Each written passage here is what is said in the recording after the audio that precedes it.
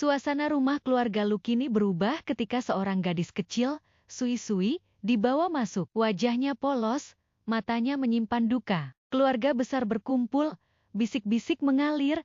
Cucu angkat, siapa dia sebenarnya?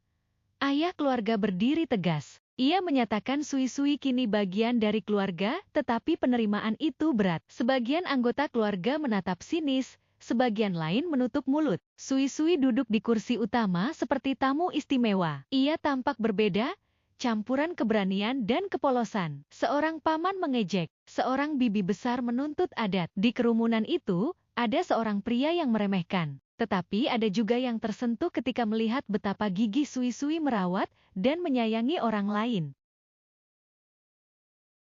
Ketika keluarga tengah mempertanyakan tempat Sui Sui, sebuah insiden kecil membuka pintu keajaiban. Kakak perempuan keluarga yang sudah lama sakit yang dianggap tak akan sembuh merasakan perbedaan setelah disentuh Sui Sui. Perlahan ia bisa berdiri. Keheningan berubah jadi gemuruh, dari kecaman menjadi pujian. Mereka yang semula mendustakan gadis kecil itu kini terpesona. Sui Sui hanya tersenyum malu, seperti anak yang tak sengaja menyalakan lilin di dalam kegelapan.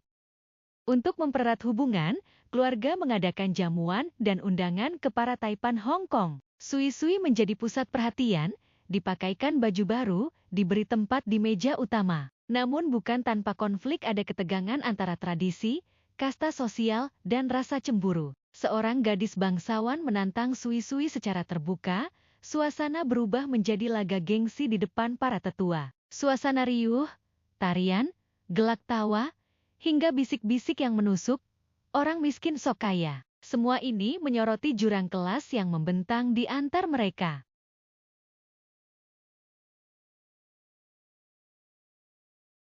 Konflik memuncak ketika sebuah piano menjadi arena pembuktian. Akhirnya, perdebatan soal martabat berubah menjadi pertandingan musik. Sui Sui ditantang untuk bertanding melawan pianis muda paling berbakat dari keluarga elit. Lagu yang dipilih mengejutkan, karya-karya yang terkenal sulit, bahkan menakutkan bagi banyak pemain. Di bawah lampu panggung kecil itu, Sui Sui duduk. Jari-jarinya mengalun bukan sekadar teknik, melainkan kisah hidup yang tumpah melalui tuts yang hadir terbelalak. Permainan Sui Sui mengandung kekuatan mentah dan kepekaan yang tak biasa. Ia menang, tepuk tangan pecah. Mereka yang merendahkannya kini termangu, kebanggaan keluarga berubah jadi kebanggaan pada gadis yang dulu dianggap remeh.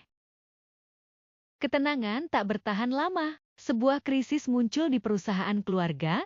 Data proyek AI yang sangat berharga hilang atau rusak, bencana yang bisa menjerumuskan aset keluarga. Panik menyebar, kesalahan dicari-cari kambing hitam. Sui Sui yang sering bermain-main di kantor tiba-tiba menjadi sasaran tuduhan. Dalam ketegangan itu, Sui Sui tak menunduk. Ia mengotak-atik komputer, mengetik cepat seperti menerjemahkan sesuatu yang tak kasat mata. Dengan kecepatan dan intuisi, ia merekonstruksi data, memperbaiki replika, membuat sistem kembali hidup. Semua terkesima.